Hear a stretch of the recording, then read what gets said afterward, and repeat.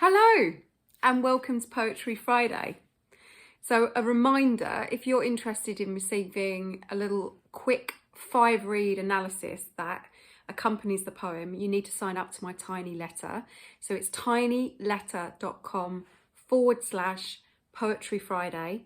You can sign up to it by going to my little link in my bio, click there, and the new format of Poetry Friday will be that the reading happens separately on its own and then the analysis follows in written format, because I think it's much easier to take in some of the things that we discuss here. So with that being said, the poem of the week is We Can Chat About It by Teletext, which I know is impossible. It comes from this pamphlet, The Stack of Owls is Getting Higher by Dawn Watson, by Emma Press, the Emma Press I should say. So here goes. We Can Chat About It by Teletext, which I know is impossible. I'll ask on page 3 of 88 how your trip to Paris is going, and you'll reply with text updates in 7-bit electronic code with limited bandwidth. So by page 13 of 88, I'll know about your flight and the landing, which was page 14 of 88, which was bumpy. When you're at the canal having hot dogs and fresh lemonade, I'll be on page 26 of 88, reading about your hotel check-in, the difficulties with the bellboy and how the lift smelt like... Page 27 of 88, how the lift smelled like firelighters. I'll ask about the Louvre. Then on page 39 of 88, learn you switched rooms since your girlfriend wanted a tower view and your first room had no...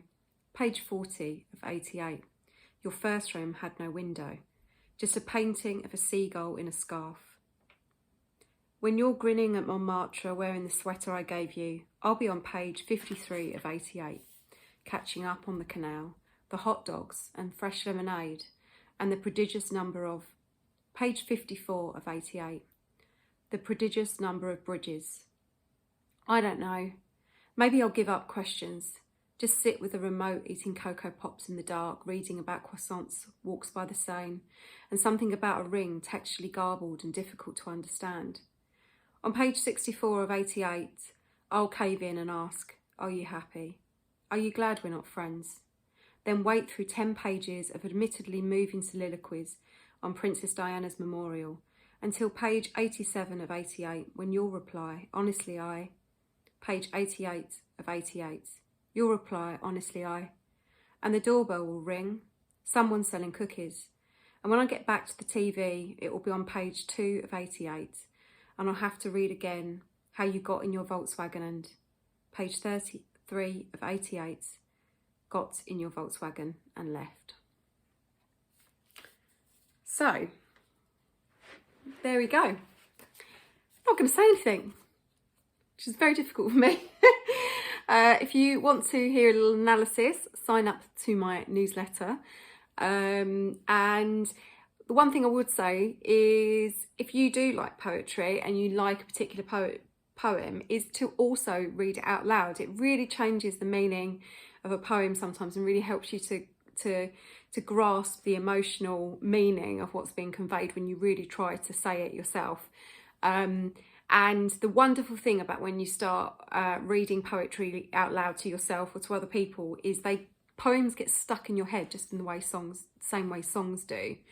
So you'll be, loading the dishwasher or something really boring, and a few lines of poetry might sprinkle and appear in your mind, and it is an absolute delight. It is one of the most joyous things that's happened to me since I've started reading poetry on a regular basis.